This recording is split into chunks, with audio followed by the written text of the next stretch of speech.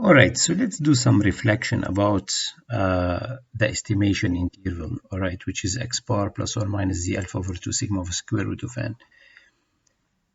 So remember also we have shown that as an interval like that, where you have, I'm sorry about this, when we have a lower value and an upper value. Okay, just forget about these now. So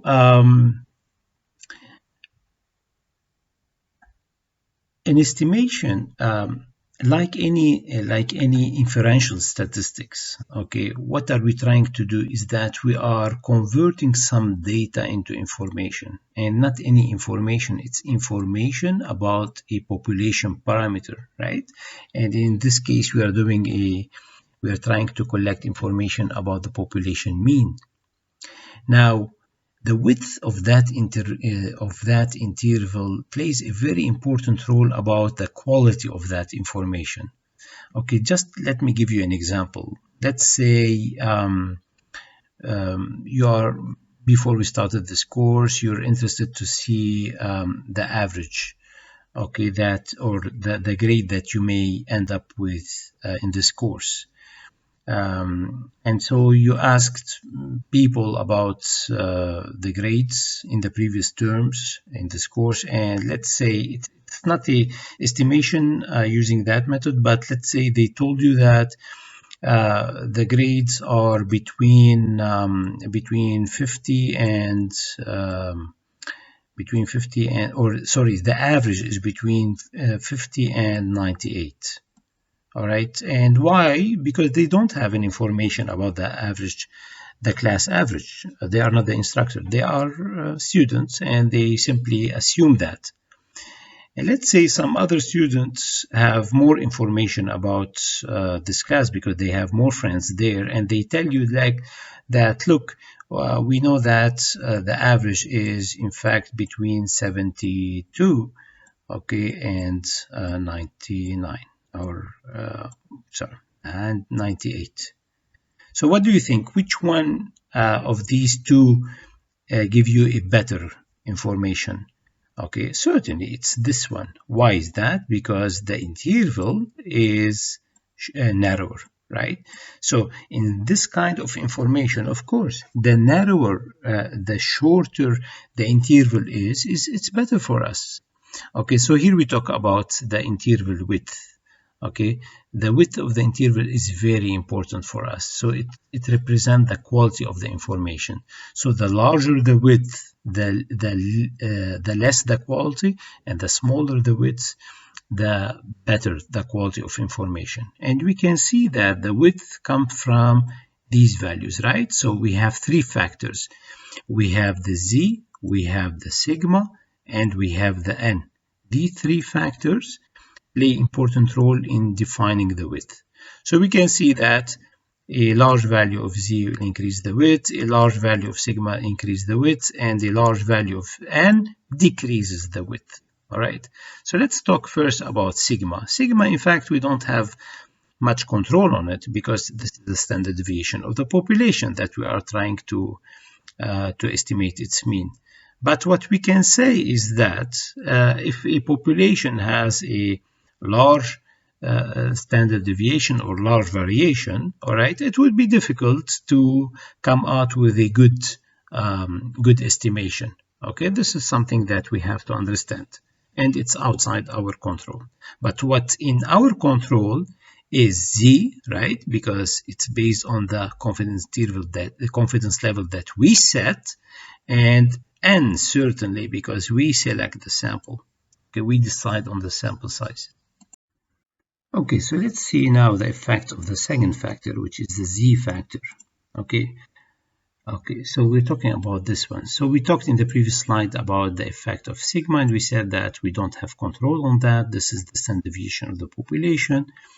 Let's see now the value of z, because it's in our control. And we know that z, the value, comes from our selection for the confidence interval. Okay, so remember we did that before. So we said that if we want to have a confidence interval of 1 minus alpha, okay, so this one is 1 minus alpha, this will be our z-value. So, for example, if this is 95%, 1 minus alpha is 95%, this will be the 2.5%. But what if this is, instead of 95%, it's 90%?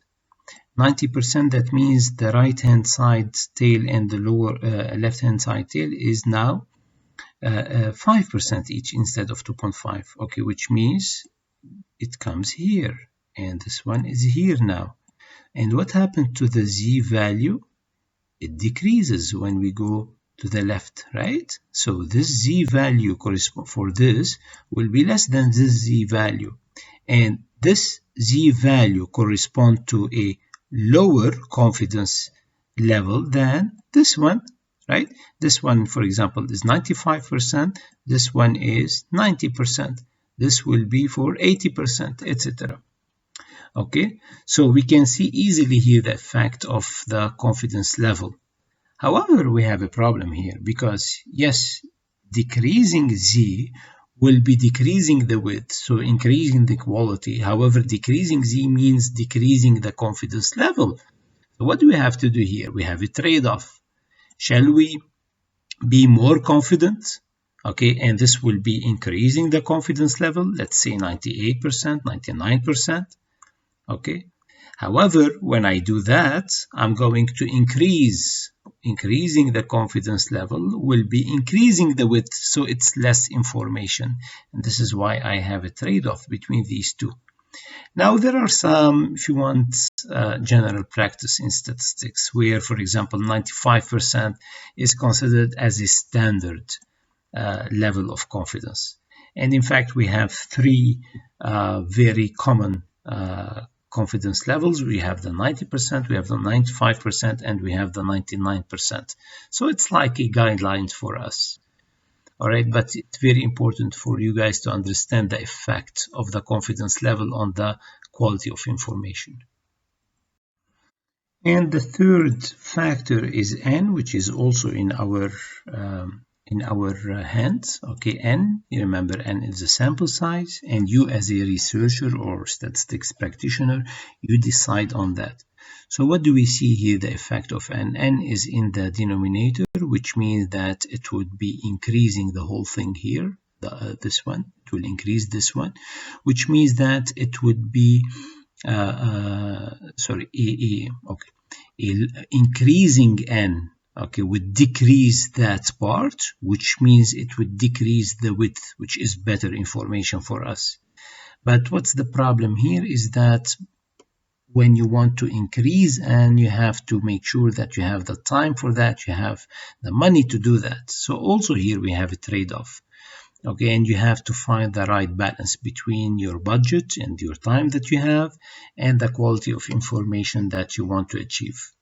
Okay, however, in this course, because it's an introductory course, these values will be given to us. So the sample size is given to us. However, we're going to learn next how to find the best sample size given a certain, we call it a bound on the error. Okay, we're going to learn that now. Okay, so let's talk about the error of estimation here. In general, when we say error of estimation or the sampling error, this is the difference between the estimator that you are using to do the estimation and the parameter that you are trying to estimate, right? So, and the difference between these two is called the error of estimation. Okay, in our case, we are using X bar, which is our estimator. All right, so it is X bar, and the parameter is mu. So this is, in our case, this is X bar, and this is mu. So the difference, the error of estimation in our case is what? It's X bar minus mu. And this is very convenient for us because while we were developing the confidence interval, we came out with this stage of probability, right? Where we had in the middle an X bar minus mu. And this is good for us because X bar minus mu is the error of estimation, in fact. Okay, so let's reflect on what that probability statement is telling us. So we are saying here that the error of estimation, okay, or the probability that the error of estimation is between a lower level and a higher level is equal to 1 minus alpha. All right, so this is a very powerful observation that we can make about the error of estimation. Now we can even do it. We can even do that even better, right? Because this error is between two values that are inverse, right? One is the negative of the other one. Then we can say that the absolute value of that error, okay, the probability that the absolute value of this error is less than this one is equal to 1 minus alpha. All right, so we need to simply define it by only one value instead of two values, because we know that these two values, the lower and the upper, are exactly the same, but they are of inverse sign. Okay, so this value z alpha over 2 sigma of square root of n, what's that? This is the maximum error that we are willing to take when we are doing the estimation. All right, so that's why we call that the bound on the error. Okay, and we give it the notation b for bound. So this is our bound. All right, now in many cases the bound is specified by the manager or the researcher for different reasons that in fact it's not very important for us to discuss here what drives that bound. Okay, for us, for this course, because it's a very introductory course, B will be given to us, but it's a very important piece of information for us, because then it will allow us to design our research in terms of finding the best sampling, the best sample size. Why is this? Because look what I can do now. I can isolate n by taking n to the other side, okay, and bringing b then to this side, and then squaring it so that I can get rid of the square root of n here, right? So here we go. I will get n equal to that value, okay, the whole thing to the power 2. So given a bound and z I decide on it because of the confidence level, sigma is given because this is the population standard deviation, then I can design my sample in terms of the size of the sample.